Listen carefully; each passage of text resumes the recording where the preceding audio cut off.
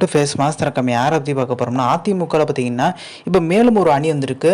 OPS அணியிலேருந்து விலகியிருக்காரு JCD Prabhakaran. அவர் தலைமையில் பார்த்தீங்கன்னா புகழேந்தி கேசி பழனிசாமி சொல்லி ஒரு குரூப்பை இணைஞ்சிருக்காங்க. கிட்டத்தட்ட அது 5வது அணின்றாங்க.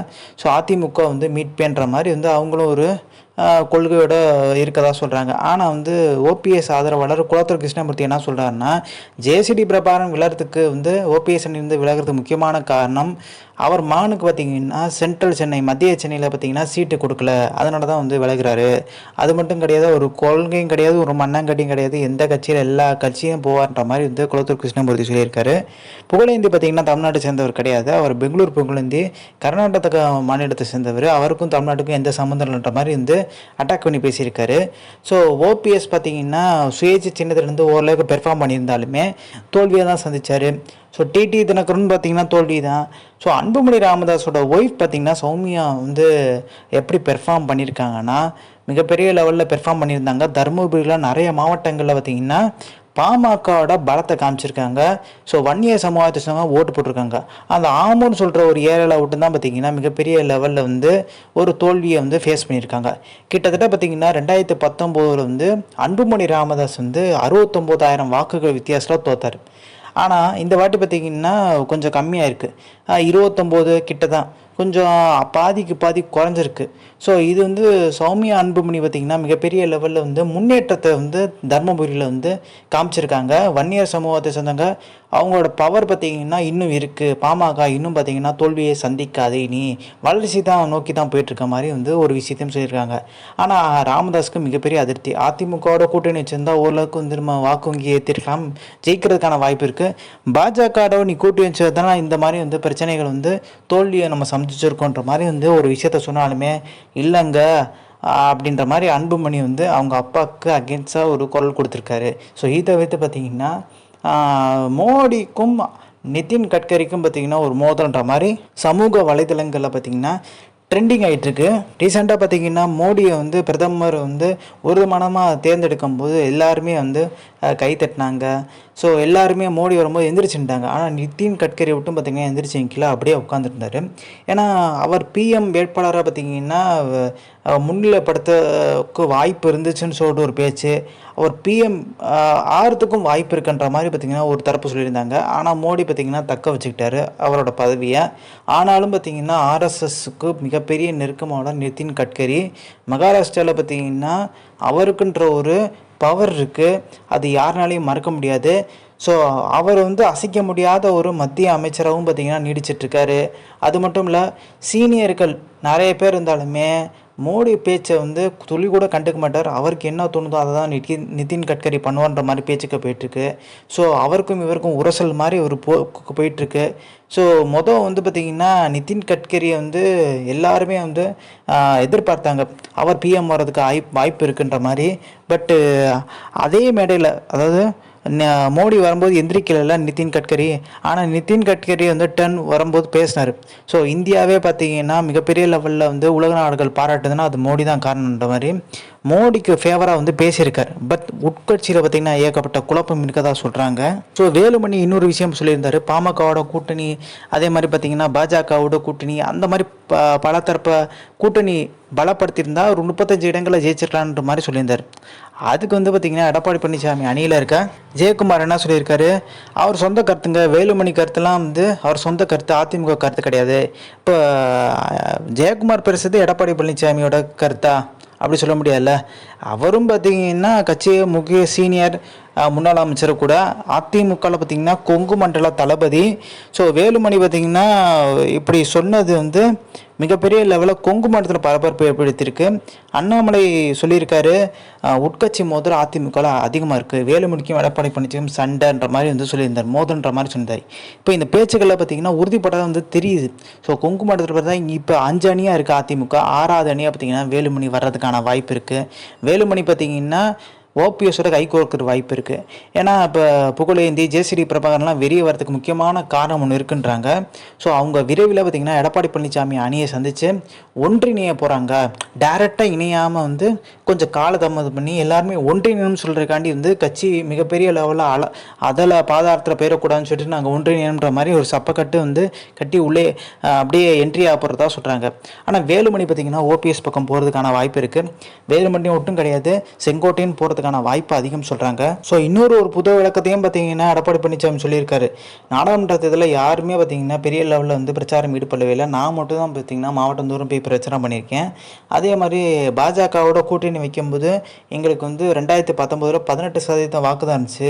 இப்போ பார்த்திங்கன்னா 23.5% வாக்குகள் பார்த்திங்கன்னா உயர்ந்திருக்கு அப்படி மாதிரி பேசியிருக்காங்க. பட்டு நிறைய இடத்துல டெபாசிட் காலியாயிருச்சு.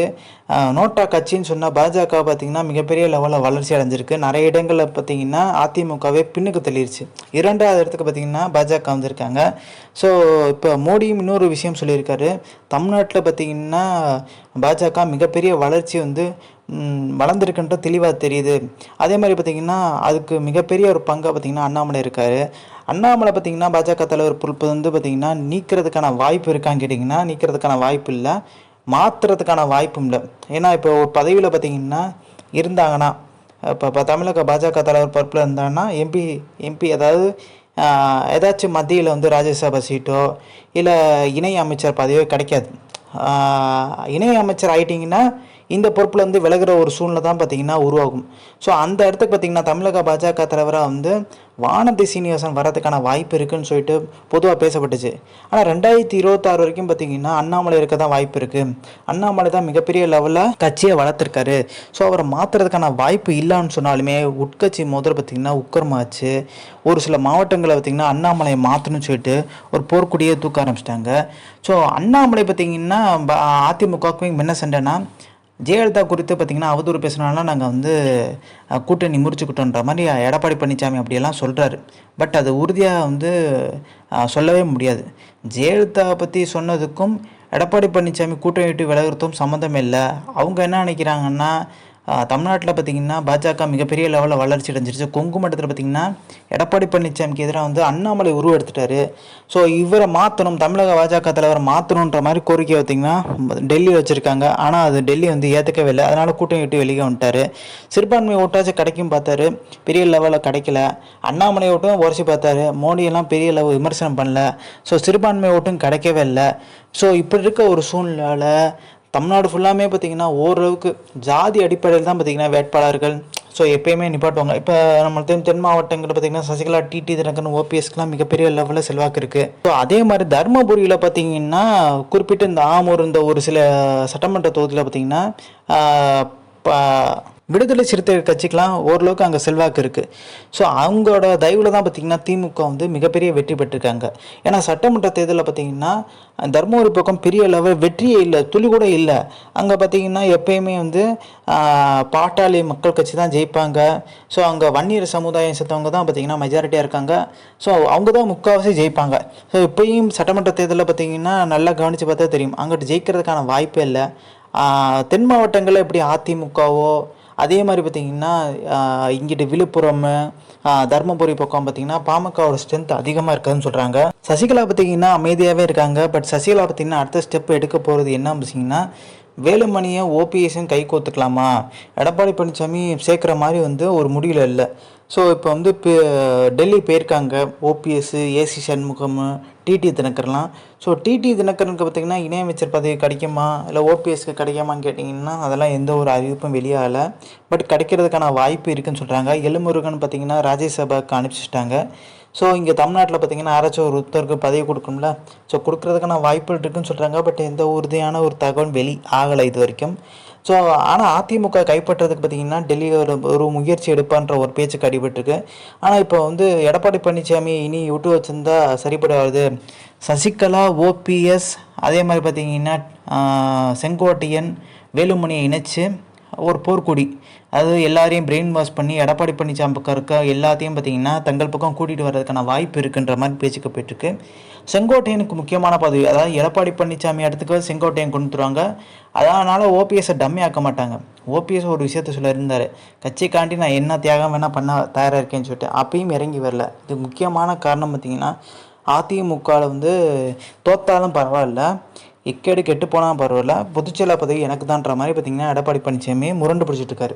ஸோ இதுவும் தென் மாவட்டங்களுக்கு நிறைய பேர் பார்த்திங்கன்னா தொண்டர்கள் எதிர்க்க ஆரம்பிச்சிட்டாங்க.